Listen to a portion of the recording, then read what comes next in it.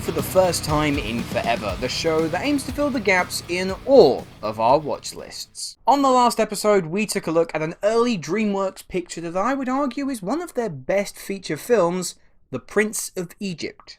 But this week I am turning towards an indie darling that is considered by many to be one of the most heartwarming films of the 21st century.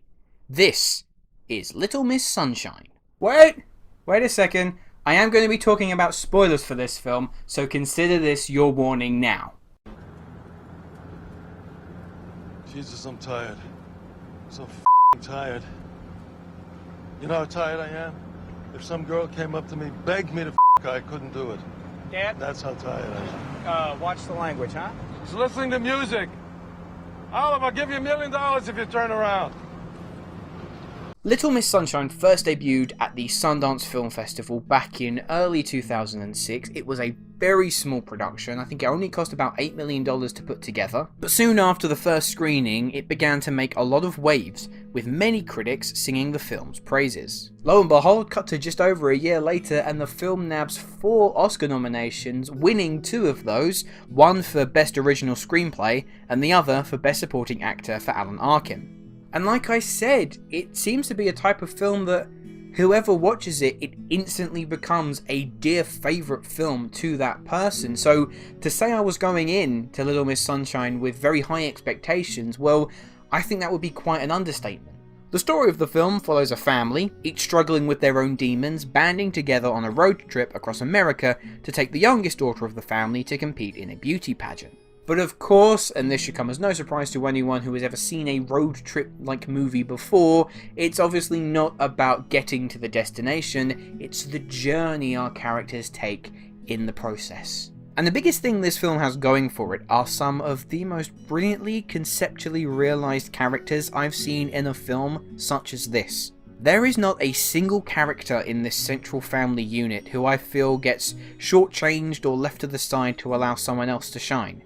And my god, what a cast this has. Like, seriously, look at the cast. Steve Carell, who at this point in his career was known for being a real character actor, having starred as Brick Tamland in the first Anchorman, and also having just finished the first season of The Office, his performance here was a real departure of what we had seen from him so far. But he really pulls it off. He's brilliantly nuanced, really grounding the character, knowing the pain he's suffering after his failed suicide attempt, but also allowing these little glimmers of hope to shine through. Toni Collette, who obviously we now know can scream the house down during a dinner scene. Don't you swear at me, you little shit! Don't you ever raise your voice at me! I am your mother! Is terrific as the mother, doing her best to keep everyone calm and their journey ticking along, even though you can gradually see her worries chip away. Greg Kinnear plays the dad, who works as a motivational speaker, who, boy, I did not like his character, or at least for like the first half of this film, I thoroughly despised his character. I wholeheartedly believed that there was literally no way this film would somehow manage to manipulate my emotions to where I ended up caring about him, and then the movie did exactly that. Now, truth be told, I wasn't expecting Alan Arkin to cark it so suddenly, but his scenes were brilliant, watching him rant and rave, yet no matter what obscenities came out of his mouth, there's a subtle enough emphasis that his intentions are meaningful and earnest, especially towards his granddaughter Olive. Speaking of Olive, a very young Abigail Breslin is magnificent. She manages to hold her own and, in some instances, outshines some of the veteran actors performing alongside her. But I would have to say that the character I found the most compelling and actually connected with the most in this film was Paul Dano as Dwayne. Now, by no means am I suddenly taking a vow of silence and deciding that I hate everyone, but I thought Dano did an outstanding job having zero dialogue, but still effectively implying the mindset of his character that is then magnified by his eventual outburst after realizing his dreams of becoming a pilot are dashed. And for me, in a film full of moments where the emotion is likely to be drawn out of anyone who sees it, the silent shot of Olive comforting Dwayne, I found it deeply moving. Also, I mean, if you thought that this cast wasn't already talented enough, there are some very brief supporting performances from the likes of Bryan Cranston and Dean Norris, which, as a Breaking Bad fan, I thought was quite a little inventive touch. Now, as for the story itself, I thought it was utterly delightful. I'm honestly not the biggest fan of road trip films, but the script managed to keep it inventive enough and thrived on superbly written dialogue that enhances the family dynamic. I do feel the film began to stray into farcical territory following the death of Alan Arkin's character as they abduct his body and smuggle it into the car. Yeah, I thought it got quite silly then. But that being said, the lessons learned over the course of their journey and our almost 2-hour runtime with them are remarkably profound. All of these characters are losers, but that's not necessarily meant as an insult. Steve Carell's character is heartbroken, unemployed, and recovering from attempted suicide. Paul Dano's character feels alone,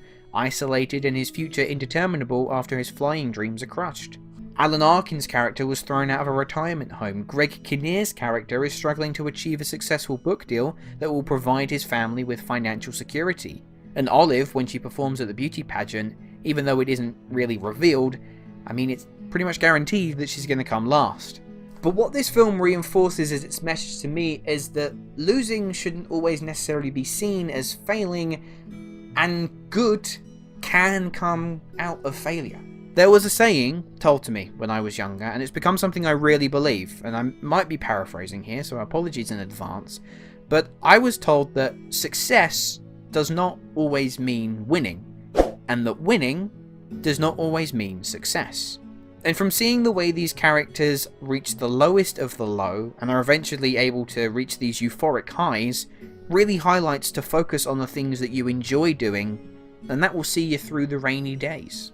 Plus, I think it has a wonderful ending following on from the absolute cringe fest that is the child beauty pageant scene, which, I could do a complete rant on that in another video, but yeah, they're totally abhorrent.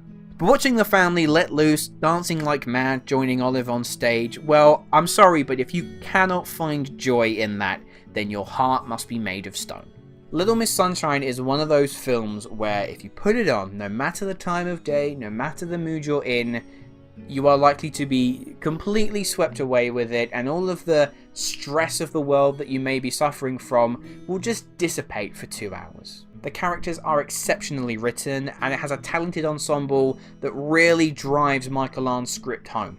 I think no matter what, anyone who watches this can find something to relate to, and hopefully have a much more optimistic way of looking at life. So, after watching Little Miss Sunshine for the first time in forever, I can safely say that it is worth it. Anyway guys, those were my thoughts on that film. Let me know, have you seen Little Miss Sunshine? What do you think? Leave your thoughts down in the comments below. And as always, thank you so much for watching. I will see you in the next video, but before I go, here is a little teaser for next week's episode.